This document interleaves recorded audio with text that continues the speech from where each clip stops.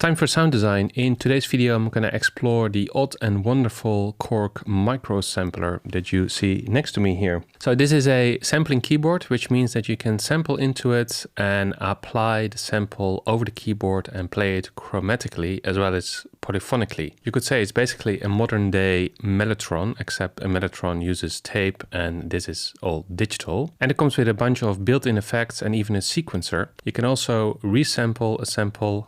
So apply an effect to it, resample it to a different key, and then continue the sound design process. It has both a line in and a mic on the top here.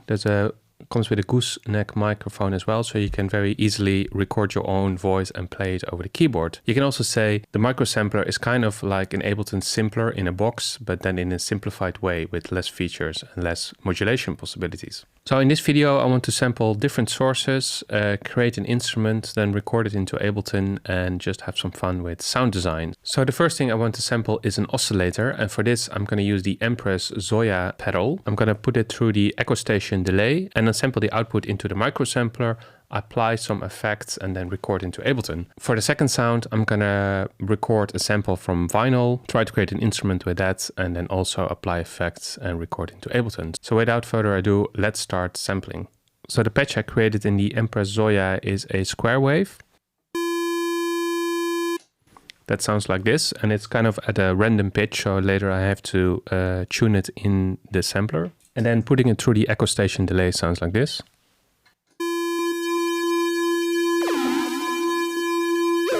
So it gives it a bit more a sort of retro flavor with an analog delay. When I press the sampling button, it starts sampling immediately. So let's do that. And this shows how fast it is, because now it is in the device. The only thing I want to do is loop it.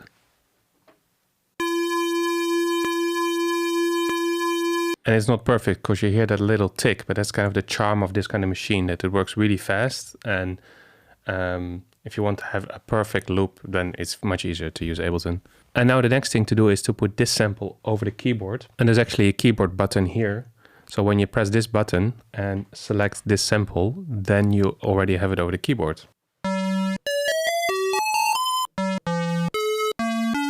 So that's it. From sampling into the machine, and now I have it over the keyboard. The only thing is when I play a C now, it plays an F, look here in Ableton,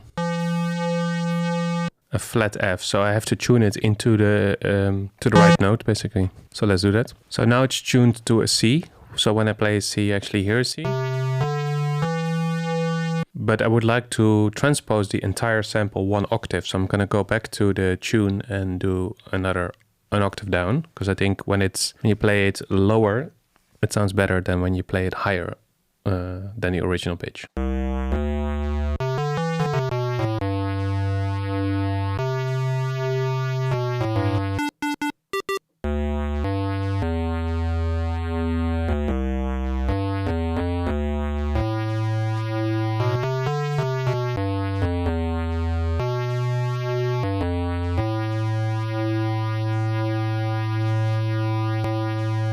So you can hear that now it's tuned one octave lower. So I think this sounds much better.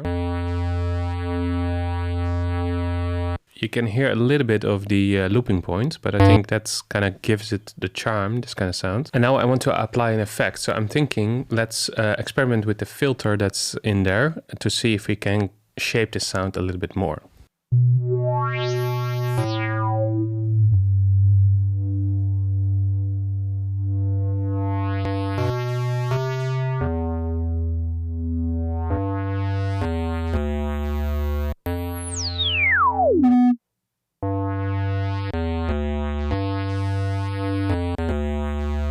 So we can use the built-in LFO to modulate the filter cutoff to create a bit more movement in sound.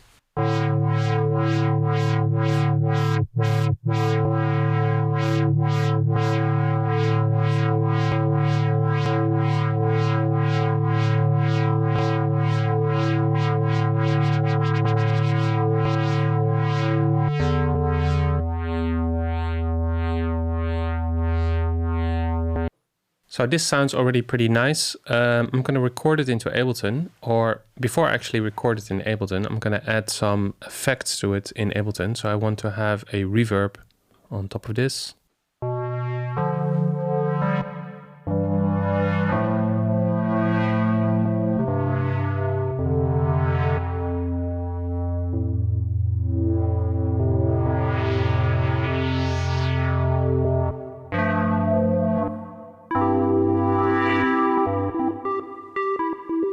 And also let's try some delay just because that's always nice.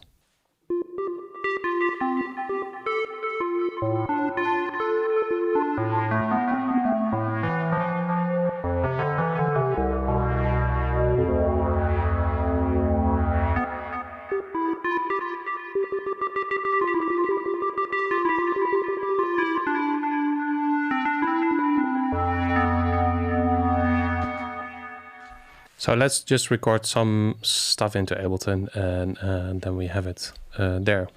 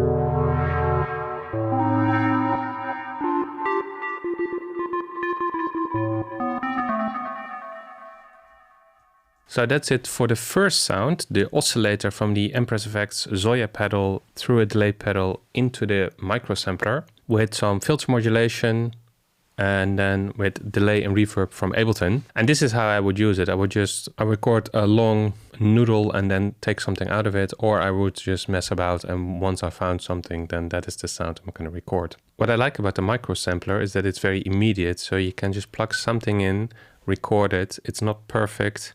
It's not a perfect loop if you want to have a looped instrument, but it's fast and you can just try something and mess about with it. So moving on to the second example, I'm gonna sample a vinyl record into the MicroSampler and see if I can create something from that. So the record I choose to sample from is a jazz record. It's called Home Suite by Red Mitchell. I recently found this record at a secondhand store, and the interesting thing is that he recorded this album in his apartment. So in 1985, on 16th and 17th of January, he recorded this in his apartment in Stockholm, and you can see there's an upright bass, there's a grand piano, there's a tape machine, a mixer. So that's kind of cool. It's solo bass, piano and voice, a lot of open sounds basically to sample. So let's put this on the turntable and see if there's something that we can use for today.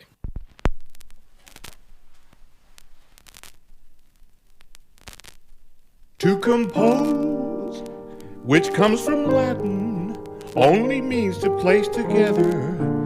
It can be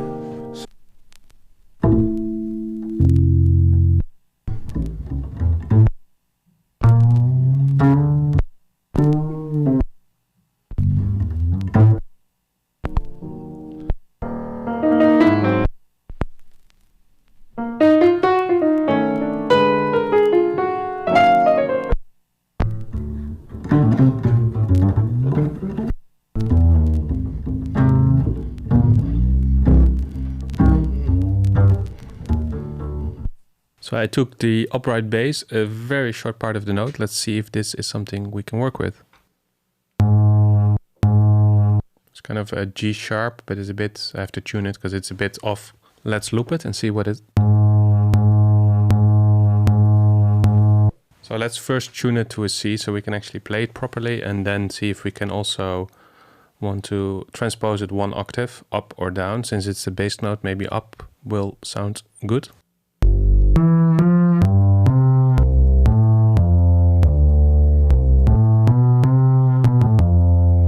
So now it's tuned to a C, so we can play it. But there's a considerable click at the beginning. There's no attack or crossfade on this thing. So I'm gonna adjust the start point of the sample. So maybe we can get rid of the click. I'm not gonna truncate it. So I'm just adjusting the start point so we can always go back if we don't like it.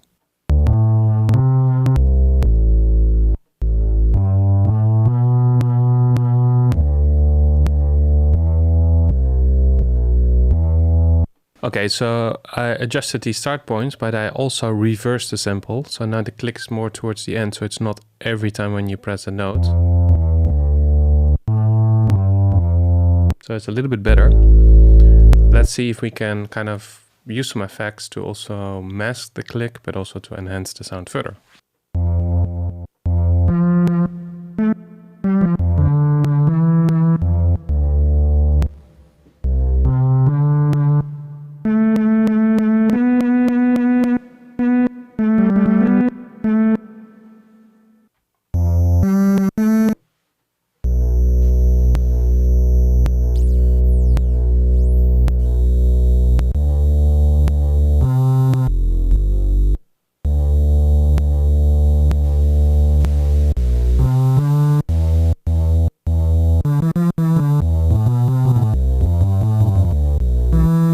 Okay, so now I'm completely destroying the sound by using the decimator, which is basically a redux. So you can change the bit rate and also the sample rate. And when you play it in the lower octave,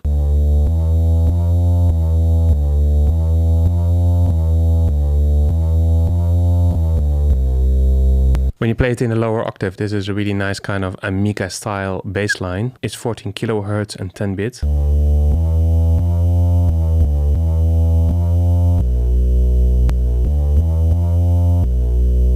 Let's record this into Ableton.